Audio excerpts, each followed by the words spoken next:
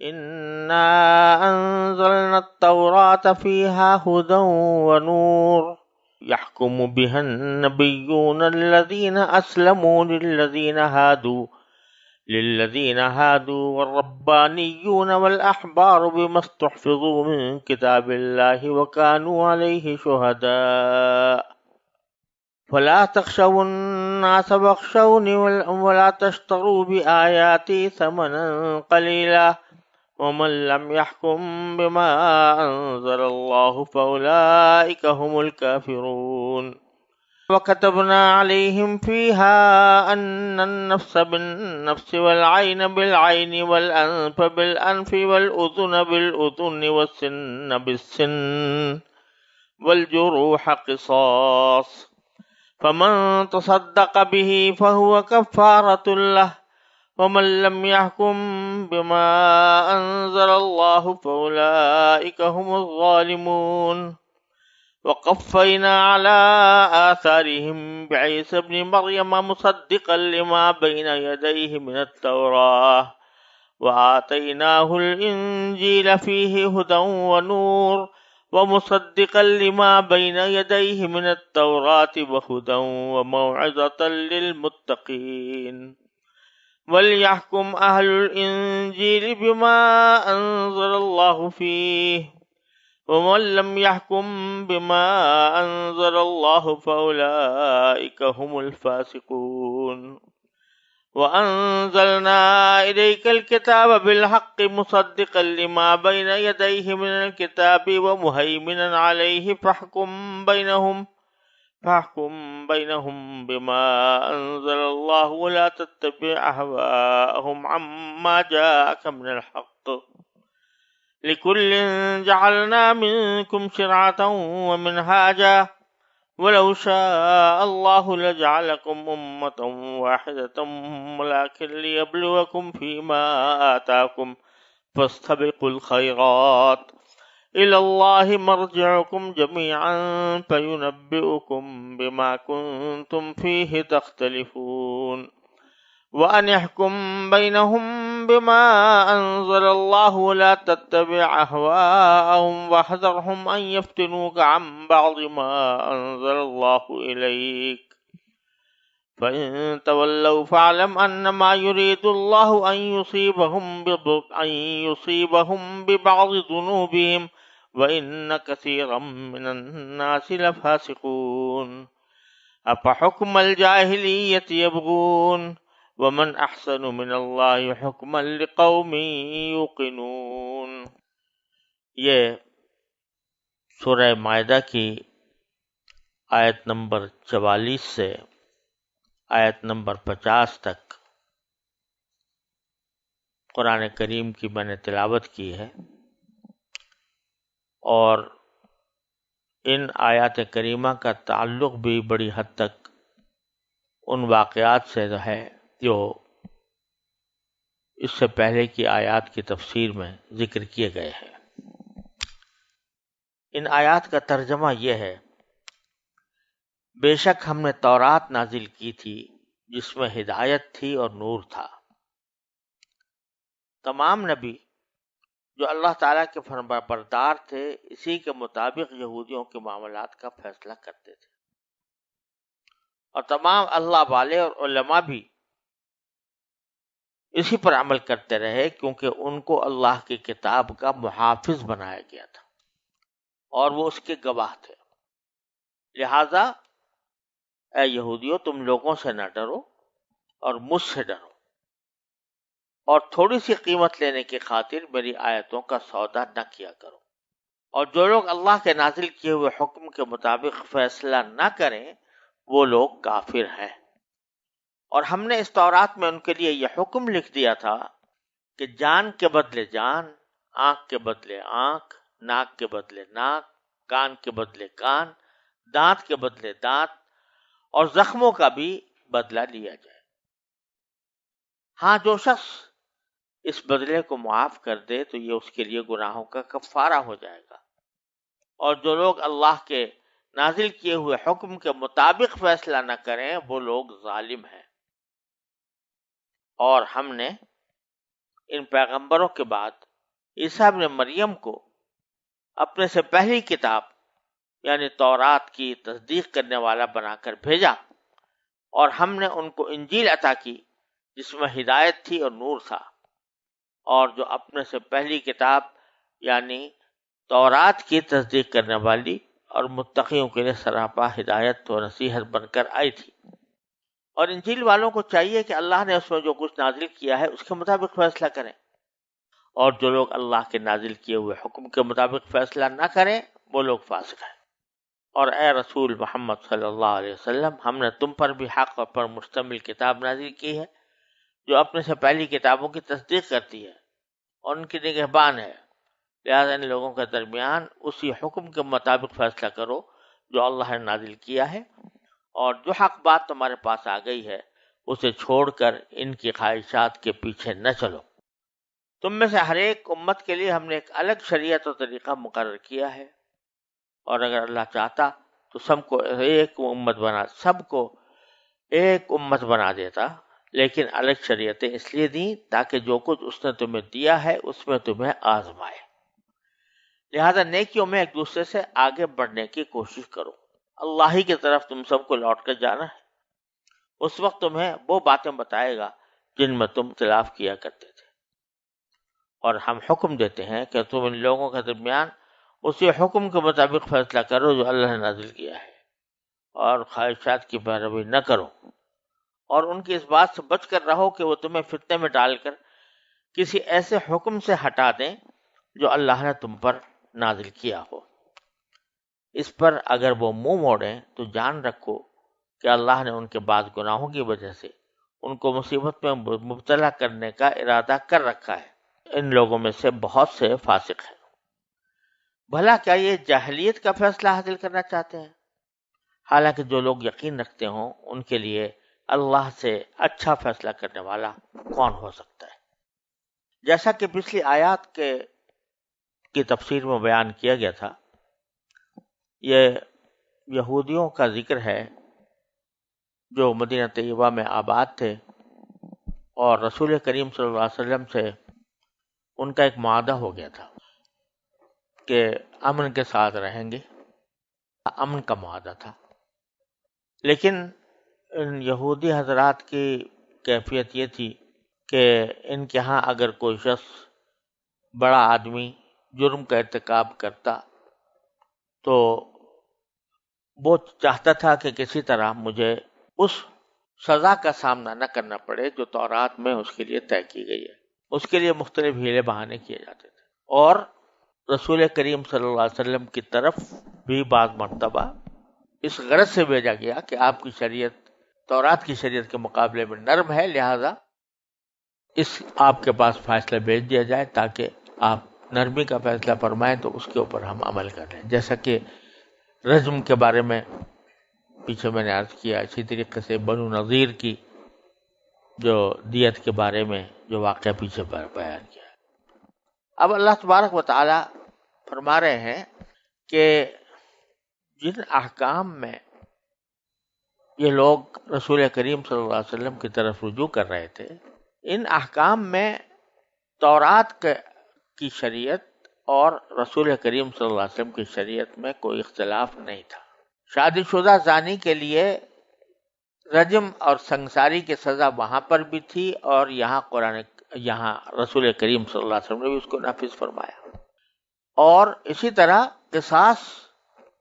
کا معاملہ جو بنو نذیر اور بنو قریظہ کے درمیان ایک ناانصافی کا بنا ہوا تھا،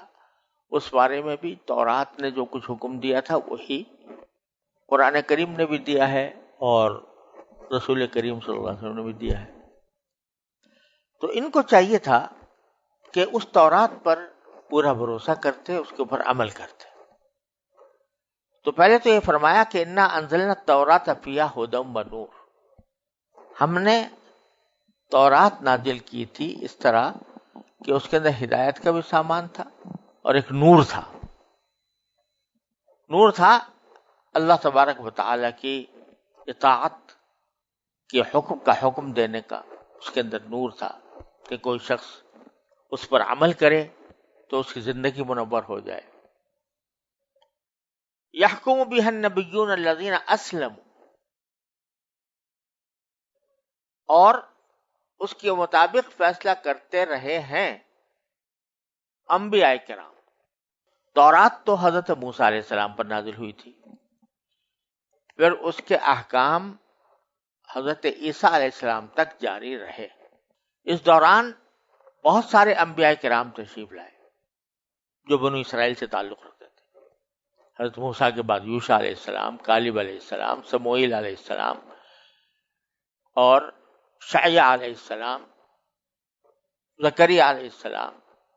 حبقوق علیہ السلام، یہ سب انبیاء کرام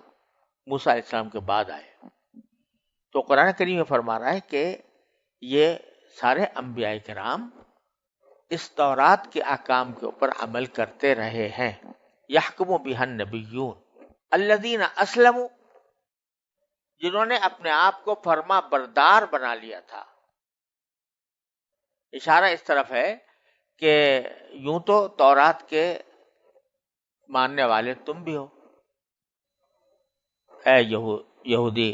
جو بنو اسرائیل جو وہاں پر آباد تھے مدینہ منورہ گویا، ان کی طرف اشارہ ہو رہا ہے کہ یوں تو تم زبان سے تورات کے قائل تم بھی ہو اور تم بھی ایمان رکھتے ہو، کہتے ہیں کہ ہم ایمان رکھتے ہیں تورات پر، لیکن تم نے اپنے آپ کو پوری طرح تورات کا تابع فرمان نہیں بنایا ہوا، لہذا بہت سے احکام جو تورات کے تمہیں ناگوار والے ہوتے ہیں ان کو چھوڑ دیتے ہو۔ تو یہ انبیاء کرام جو تورات پر عمل کرتے آئے ہیں، یہ وہ تھے جنہوں نے اپنے آپ کو جھکا لیا تھا، یعنی فرمانبردار بنا لیا تھا اللہ تعالیٰ کا۔ تو یہ نہیں ہے کہ دوسرے لوگوں کو تو تورات کے احکام سنائیں اور خود اس پر عمل نہ کریں۔ للذین ہادو، اور یہ جو فیصلے کرتے تھے انبیاء کرام، یہ یہودیوں کے لیے کرتے تھے۔ والربانیون والاحبار، اس کا عطف ہو رہا ہے نبیون کے اوپر کہ اللہ والے اور عالم لوگ بھی جو اپنے آپ کو فرمانبردار بنائے ہوئے تھے وہ بھی اس کے مطابق فیصلے کرتے تھے۔ یعنی ایک تو انبیاء فیصلے کرتے تھے، ایک اللہ والے یعنی جو نبی نہیں ہیں لیکن اللہ تعالیٰ سے قرب ان کو حاصل ہے وہ، اور احبار یعنی علماء۔ دونوں میں فرق یہ ہے کہ احبار کے اوپر یعنی علماء، ان کے اوپر علم کا رنگ غالب ہوتا ہے اور علم کے طرف زیادہ متوجہ ہوتے ہیں کہ علم حاصل کرتے رہیں اور تحقیقات کرتے رہیں علم کے سلسلے میں۔ اور ربانیون یہ نکلا ہے رب سے، تو رب کے معنی پروردگار، ربانی یعنی پروردگار سے تعلق رکھنے والا، اور ربانیون اس کی جمع ہے۔ تو معنی اس کے ہوئے کہ جو اللہ کی طرف متوجہ ہیں، یعنی وہ ان کا بیشتر مشغلہ جو ہے وہ خود اللہ تعالیٰ کی تسبیح، تقدیس، اللہ تعالیٰ کا ذکر، اس میں وہ زیادہ مصروف رہتے ہیں۔ تو دو یہ الگ الگ طبقے ہیں، احبار اور ربانیون۔ ایسا نہیں ہے کہ دونوں میں تضاد ہو، بلکہ یہ کہ عالم یا احبار اس عالم کو کہیں گے کہ جس کی زیادہ مشغولیت علم کے کام میں ہے، وہ علم حاصل کرتا ہے، پڑھاتا ہے، اس کی لوگوں تک پہنچاتا ہے، اس کی تبلیغ کرتا ہے، اس کی دعوت دیتا ہے، اس کے بارے میں کوئی لکھنا ہوتا ہے تو لکھتا ہے، اس کا زیادہ مشغلہ علم اور حکمت سے متعلق ہے۔ یہ مطلب نہیں ہے کہ وہ خود عبادت نہیں کرتا، عبادت وہ بھی کرتا ہے، لیکن زیادہ توجہ اس کی ان چیزوں کی طرف ہوتی ہے۔ عبادت جتنی فرض ہے، سنت ہے، مستحب ہے، وہ کر لے گا، لیکن یہ نہیں ہے کہ سارا اوقات اس نے عبادت کے لیے لگائے ہوا ہوں۔ بخلاف ربانیون کے، کہ ربانیون وہ ہیں جن کے زیادہ تر اوقات جو ہیں وہ اللہ تعالیٰ کے ذکر اور تسبیح و تقدیس میں گزرتے ہیں، اللہ تعالیٰ کی عبادت میں گزرتے ہیں، اگرچہ علم سے وہ بھی خالی نہیں ہوتے۔ ایسا نہیں ہوتا کہ علم ان کے پاس نہیں، اگر علم نہ ہو تو پھر ان کی ساری جو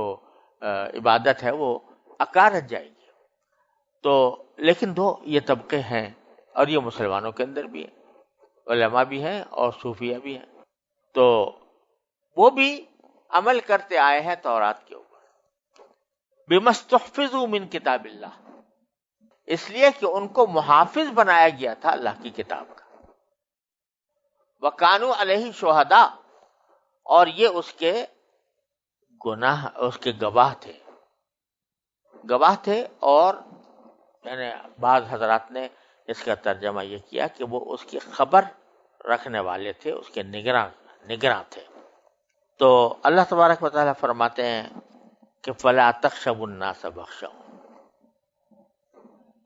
تو بھائی یہ جو تم نے سلسلہ شروع کیا کہ تورات کے احکام سے روگردانی کر کے کوئی ہیلے بہانے تلاش کرتے ہو، کیوں کرتے ہو؟ اس واسطے کہ تمہیں لوگوں کا ڈر ہے کہ اگر ہم صحیح سزا بتا دیں گے کہ تورات میں صحیح سزا کیا ہے اور سزا کو نافذ کریں گے تو ان کے قبیلے کے لوگ ہم سے ناراض ہو جائیں گے، تو ہمارے پاس جو ہدیے تحفے آیا کرتے ہیں وہ سب بند ہو جائیں گے۔ تو یہ خوف ہے تمہارا، جس کی وجہ سے تم نے تورات کی مخالفت پر کمر باندھی ہوئی ہے۔ تو فرمایا کہ اب تمہیں چاہیے کہ تم لوگوں سے نہ ڈرو کہ وہ تمہاری امداد چھوڑ دیں گے، تمہارے سرپرستی، مالی سرپرستی چھوڑ دیں گے، اس سے نہ ڈرو، وخشون، مجھ سے ڈرو۔ انسان تو کیا کر سکتا ہے تمہارے ساتھ؟ کوئی جتنا بھی برائی کرنا چاہے، تمہاری بدخواہی کرنا چاہے، تو اس کے قدرت میں نہیں ہے۔ یہ تو اللہ تعالیٰ کی قدرت میں ہے کہ جب تمہیں کوئی برا کام کرو تو اللہ تبارک و تعالیٰ اس کا بدلہ تمہیں دنیا میں بھی دے اور آخرت میں بھی دے۔ وَلَا تَشْتَرُوا بِآيَاتِي ثَمَنًا قَلِيلًا، اور میری آیتوں کا تھوڑی سی قیمت لینے کی خاطر سودا نہ کیا کرو، کہ آیتوں کے اندر تبدیلی کر دی، کسی نے رشوت دے دی، پیسے دے دیا کہ بھائی ہمارے مطلب کا حکم نکال دیجئے تورات میں سے، تو پیسے لے کر وہ آیتوں کا غلط مطلب نکال دیتے، یا کوئی ایک آدھا لفظ آگے پیچھے کر دیتے، تو جس کے نتیجے میں وہ آدمی خوش ہو جاتا، خوش ہو کے پیسے دیتا تھا۔ یہ پہلے بھی آیت گزر چکی ہے سورہ بقرہ کے اندر، وَمَن لَّمْ يَحْكُم بِمَا أَنزَلَ اللَّهُ فَأُولَٰئِكَ هُمُ الْكَافِرُونَ، اور جو لوگ کہ اس حکم پر عمل نہ کریں جو اللہ نے نازل کیا، تو وہ تو کافر ہیں، وہ کافر ہو جاتے جو اللہ تعالیٰ کے حکم پر عمل نہ کریں۔ یہاں یہ جملہ اللہ تبارک و تعالیٰ نے 3 آیتوں میں دہرایا ہے۔ ایک آیت میں فرمایا ہے وَمَن لَّمْ يَحْكُم بِمَا أَنزَلَ اللَّهُ فَأُولَٰئِكَ هُمُ الْكَافِرُونَ، یعنی وہ کافر ہو جاتے ہیں جو اللہ کے نازل کیے ہوئے حکم کی خلاف ورزی کریں۔ دوسرے جگہ فرمایا کہ وَمَن لَّمْ يَحْكُم بِمَا أَنزَلَ اللَّهُ فَأُولَٰئِكَ هُمُ الظَّالِمُونَ، یہ آیت نمبر 45 میں اللہ تعالیٰ نے یہ الفاظ استعمال فرمائے کہ جو اللہ کے نازل کیے ہوئے حکم پر فیصلہ نہ کریں وہ ظالم ہے۔ اور پھر تیسری بار فرمایا کہ من لم يحكم بما انزل اللہ فاولئک هم الفاسقون، یہ 47ویں آیت میں ہے کہ جو اللہ کے نازل کیے ہوئے حکم کے مطابق فیصلہ نہ کریں وہ فاسق ہیں، گناہ گار ہیں۔ یہ 3 مختلف الفاظ اللہ تبارک و تعالی نے استعمال فرمائے ہیں، اور حضرات فقہا اور مفسرین ان کی ترتیب یہ بتاتے ہیں کہ یہ جو پہلی آیت میں فرمایا گیا ہے 44ویں آیت میں کہ فَأُولَئِكَ هُمُ الْكَافِرُونَ، جو اللہ کے نازل کیے ہوئے حکم پر عمل نہ کریں یا اس کا فیصلہ نہ کریں تو وہ کافر ہیں۔ تو اس سے مراد وہ لوگ ہیں کہ جو اللہ کے نازل کیے ہوئے حکم کی صرف اتنا ہی نہیں ہے کہ نافرمانی کرتے ہیں بلکہ اعتقاداً اس کو درستی نہیں سمجھتے، یا جان بوجھ کر اللہ تعالیٰ کے حکم میں تحریف کر کے کہتے ہیں اللہ تعالیٰ کا حکم یہ ہے، تو وہ کافر ہے۔ دلیل اس کی یہ ہے کہ پیچھے آیتوں میں اللہ تعالیٰ فرما رہے ہیں کہ لا تشتروا بآیاتی ثمنا قلیلا، کہ میری آیتوں کا سودا معمولی قیمت پر نہ کیا کرو۔ تو یہ ایسا ہی کرتے تھے جیسے رجم کے سلسلے میں ہوا اور بعض دوسرے معاملات کے اندر، کہ صرف اتنا ہی نہیں ہے کہ یہ کہتے کہ بھئی تورات کے اندر جو حکم ہے تو یہ، لیکن ہم فیصلہ یہ کر رہے ہیں اپنے مجبوری کی وجہ سے، تو بات اور ہوتی. لیکن کہتے ہیں نہیں، تورات کا فیصلہ ہی یہ ہے، جو فیصلہ نہیں تھا اس کو کہا کہ یہ فیصلہ ہے. لا تشتروا بآیاتی ثمنا قلیلا جس کو کہا گیا. تو اب اگر کوئی فرض کرو کہ یا تو قرآن کریم کی یا تورات کی کسی حکم میں خود تحریف کرے، اس کو بدل دے، الفاظ ہی بدل دے، یا الفاظ بدل دے یا اس کی ایسی تحریف کرے مانن کہ جو اس کے سیاق و سباق سے، اس کے جو متواتر اس کا جو معنی ہے اس سے مختلف ہو، تو وہ کافر ہو جائے گا. اور دوسرا یہ کہ اگر کوئی شخص تورات میں تو تبدیلی نہیں کرتا، قرآن میں کوئی تبدیلی الفاظ کی نہیں کرتا، لیکن دل سے مانتا نہیں، اس کو کہا بھی مجھے تو یہ سزا اچھی نہیں لگتی جو اللہ نے مقرر کی، الیاذ باللہ. تو اعتقاد کے اعتبار سے جب انسان کسی اللہ تعالیٰ کے حکم کے مطابق فیصلہ نہ کرے بلکہ اعتقاد ہی اس کا خلاف ہو کہ میں اس کو مانتا ہی نہیں، یا تحریف کر کے کرے، تو اس کی جگہ فرمایا فَأُولَٰئِکَ هُمُ الظَّالِمُونَ، اولئک هم الکافرون، کہ یہ لوگ کافر ہو جاتے. آگے جو فرمایا گیا ہے وہ اللہ تعالیٰ نے ذکر فرمایا ہے کہ کتبنا علیہم فیہا ان النفس بالنفس. ہم نے تورات کے اندر یہ فریضہ لکھا تھا کہ جان کے بدلے جان، آنکھ کے بدلے آنکھ، ناک کے بدلے ناک، کان کے بدلے کان، دانت کے بدلے دانت. قصاص کا حکم تھا، کوئی کسی کے جان لے لے تو اس کے بدلے میں اس کی جان لی جائے، کسی کی آنکھ پھوڑ دے تو اس کی بجائے اس کی آنکھ پھوڑی جائے، کسی کی کوئی ناک توڑ دے تو اس کے بدلے میں اس کی ناک توڑی جائے. یہ حکم تورات میں موجود تھا اور اب بھی ہے. تو یہ اللہ تعالیٰ نے فرمایا کہ یہ ہم نے تو پہلے سے لکھا ہوا ہے یہ حکم. اب یہ بنو نذیر اور بنو قریظہ جو خود بنی اسرائیل میں سے ہیں، بظاہر تورات کو مانتے ہیں، لیکن انہوں نے اپنے حساب سے اس کے اوپر عمل کرنا چھوڑ دیا. آپس میں وعدہ ہی کر لیا کہ تمہاری اگر دیت ہوگی تو تمہارا آدمی مرے گا تو ہم ایک دیت دیں گے، اور ہمارا آدمی مرے تو تم ڈبل دینا. تو یہ کیا مطلب ہوا یہاں پر کہ تحریف نہیں کی، لکھا ہوا تھا تورات کے اندر کہ یہ اس طرح ہوگا، تو وہاں کوئی تحریف نہیں کی، آج بھی موجود ہے. یہ بھی نہیں کہا کہ ہم اس کو تسلیم نہیں کرتے، لیکن عملاً ایک معاہدہ کر لیا بنو قریظہ بنو نذیر نے آپس میں کہ بنو نذیر کے جو لوگ ہیں وہ مارے جائیں گے تو ان کو ڈبل دیت دی جائے گی. تو جب یہ بات ہوئی تو قرآن نے فرمایا کہ تورات میں تو یہ کہا تھا کہ اس طرح قصاص ہوگا، والجروح قصاص، زخموں کا بھی قصاص ہوگا. اور اگر کوئی معاف کر دے فمن تصدق بھی، یعنی جس کو حق قصاص ہے وہ اگر معاف کر دے تو فہو کفارۃ اللہ، تو اس کے لیے، معاف کرنے والے کے لیے یہ کفارہ ہو جائے گا اس کے گناہوں کا، یعنی اس کو ثواب ملے گا. اب آگے فرماتے ہیں وَلَمْ يَحْكُمْ بِمَا أَنزَلَ اللَّهُ فَأُولَٰئِكَ هُمُ الظَّالِمُونَ. اب یہاں ذکر آ رہا ہے یہودیوں کے اس عمل کا کہ انہوں نے کوئی تحریف نہیں کی، انہوں نے کوئی اعتقاداً یہ نہیں کہا کہ تورات کا حکم غلط ہے،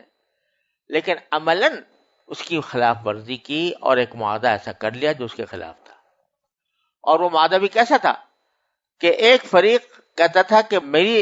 آدمیوں کی جان زیادہ قیمتی ہے تمہارے جانوں کے مقابلے میں، تو یہ ظلم تھا. تو فرمایا وَلَمْ يَحْكُمْ بِمَا أَنزَلَ اللَّهُ فَأُولَٰئِكَ هُمُ الظَّالِمُونَ. یہاں ظالم کا لفظ کہ وہ لوگ ظالم ہوں گے. وَقَفَّيْنَا عَلَىٰ آثَارِهِمْ بِعِیسَىٰ ابْنِ مَرْیَم، اور ہم نے ان پیغمبروں کے بعد عیسیٰ ابن مریم کو اپنے سے پہلی کتاب یعنی تورات کی تصدیق کرنے والا بنا کر بھیجا. قفینا پیچھے بھیجا، علی آثارہم ان کے نقش قدم، ان سے نقوش قدم کے اوپر، یعنی بعد میں. تو وہ تصدیق کرتے تھے، حضرت عیسیٰ علیہ السلام تورات کے احکام کی تصدیق کرتے تھے، اور تورات کے احکام کو نہ صرف مانتے تھے بلکہ ان کو نافذ بھی کرتے تھے.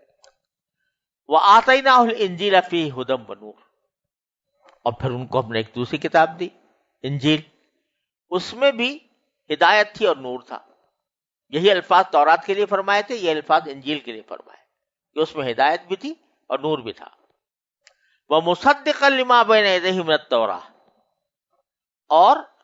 یہ انجیل جو تھی یہ تصدیق کر رہی تھی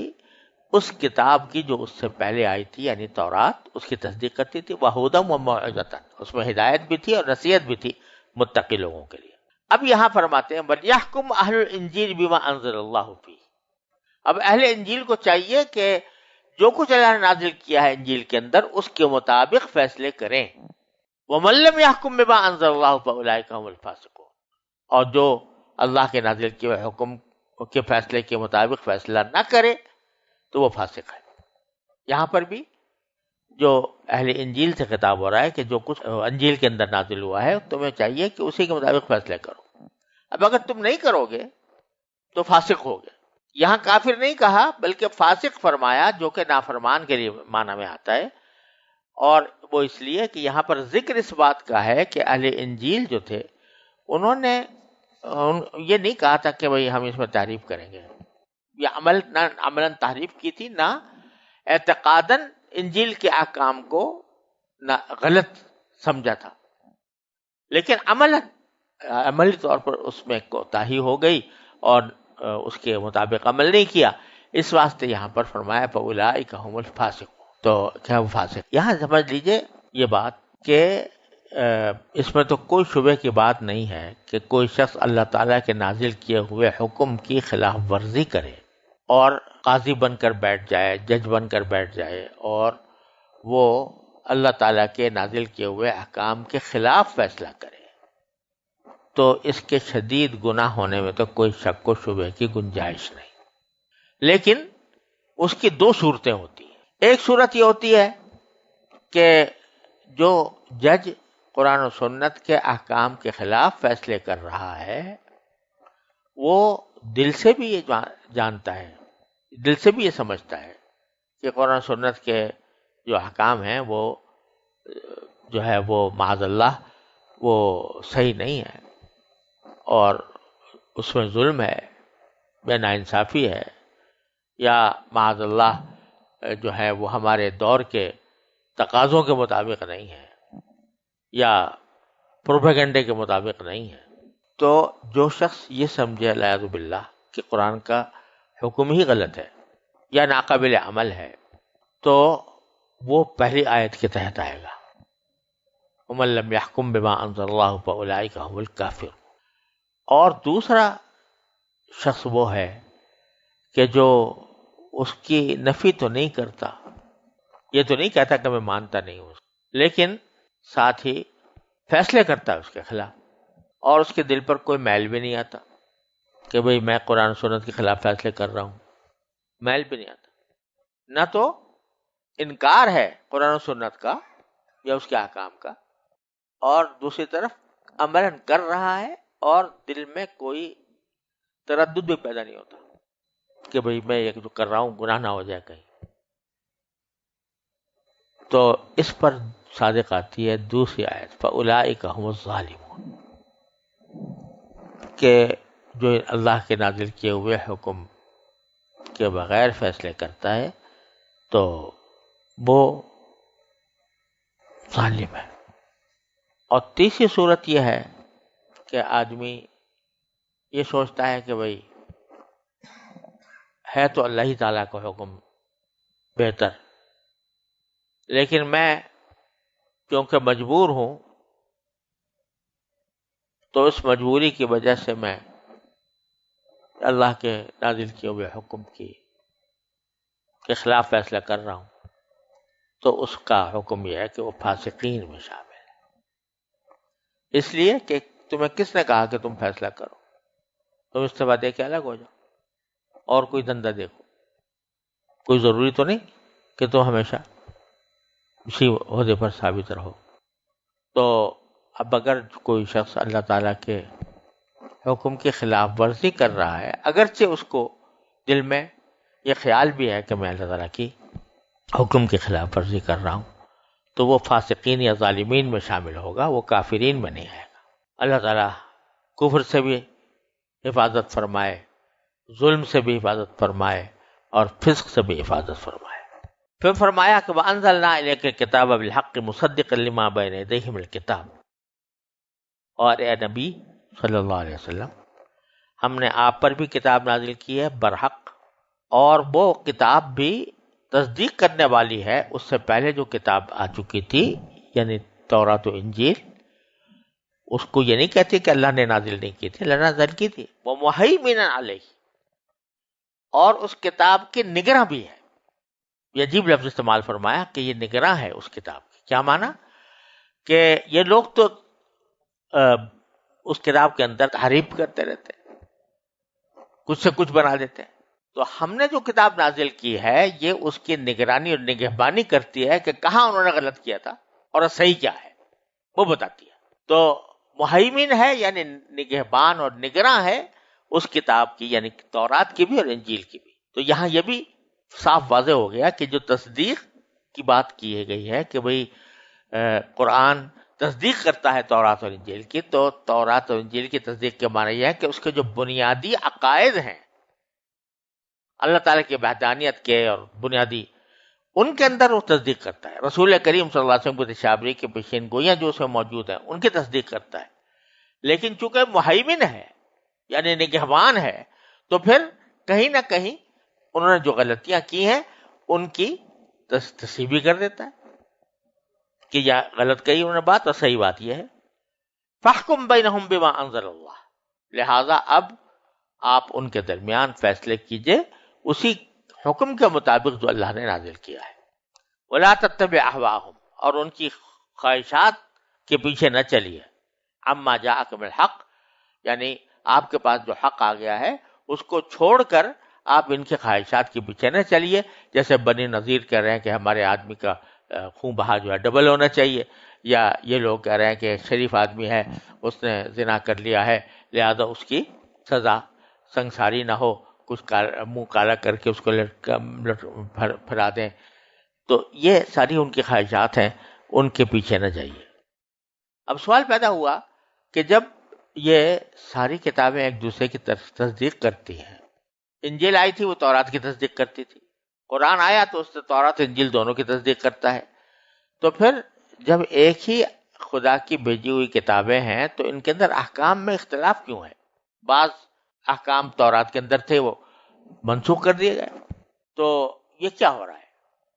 تو اس کے جواب میں اللہ تعالیٰ نے فرمایا لِكُلٍّ جَعَلْنَا مِنْكُمْ شِرْعَةً وَمِنْهَاجًا، ہم میں سے تم میں سے ہر ایک کے پاس، ہر ایک کو ہم نے ایک دستور اور ایک طریقہ کار تو اس کا مقرر کر دیا ہے۔ یعنی بنیادی عقائد میں تو سب ایک ہیں، توحید، رسالت، آخرت، یہ سب مانتے ہیں، لیکن دنیا کے زندگی گزارنے کے اندر اس میں جو احکام ہوتے ہیں جزوی احکام، ان جزوی احکام کے اندر زمانے کی ضروریات کے مطابق فرق ہوتا رہا ہے۔ تو تورات میں ایک اس وقت اللہ تعالیٰ نے ایک حکم دیا تھا، اس وقت کے حالات کے مطابق تھا، اور اللہ تبارک و تعالیٰ اسی کو اس وقت مناسب سمجھتے تھے۔ بعد میں وہ حالات نہیں رہے، دوسرے لوگ آ گئے تو اللہ تعالیٰ نے حکم میں کوئی تبدیلی کر دی، یہ ہوتا رہا ہے۔ وَلَوْ شَاءَ اللَّهُ لَجَعَلَكُمْ أُمَّةً وَاحِدَةً، اور اگر اللہ چاہتا تو تم سب کو ایک امت بنا دیتا۔ ایک امت بنانے کے یہاں پر معنی یہ ہے کہ سب کی شریعتیں ایک ہو جاتی، لیکن شریعتیں اس لیے دیں لیکن لِيَبْلُوَكُمْ فِي مَا آتَاكُمْ، کہ اللہ نے جو کچھ تمہیں دیا اس میں تمہیں آزمائے۔ یعنی اگر کسی وقت کوئی ایسا حکم پرانا جو تورات میں آیا تھا وہ اہل قرآن کے لیے بھی نافذ کر دیا جاتا، جبکہ اس وقت کے حالات ایسے تھے کہ جن میں وہ کر سکتے تھے اور آج نہیں کر سکتے، تو پھر آزمائش نہ ہوتی، کیونکہ ایک ایسی چیز کا حکم دیا جا رہا ہے جو کر ہی نہیں سکتے۔ لا یکلف اللہ نفسا الا وسعها، اللہ تعالیٰ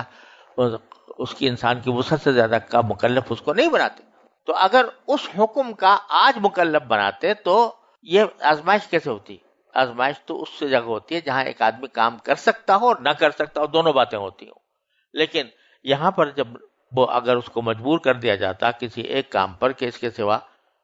تم کچھ اور کر نہیں سکتے، اور وہ اس کی طاقت سے باہر ہوتا تو وہ آزمائش ہی نہ ہوتی۔ لیبلوکم فیما آتاکم فاستبقوا الخیرات، لہذا تم ایک دوسرے سے نیکیوں میں آگے بڑھنے کی کوشش کرو، اور یہ ذہن میں رکھو ہمیشہ کہ الی اللہ مرجعکم جمیعا، سب کو اللہ کی طرف لوٹ کے جانا ہے۔ فینبئکم بما کنتم فیہ تختلفون، اللہ تعالیٰ وہاں جا کر خوب واضح کر دیں گے کہ تم جن کاموں میں اختلاف کیا کرتے تھے اس میں حق کیا تھا۔ وَأَنِ احْكُم بَيْنَهُم بِمَا أَنزَلَ اللَّهُ، پھر دوبارہ اب فرمایا جا رہا ہے کہ یہ جو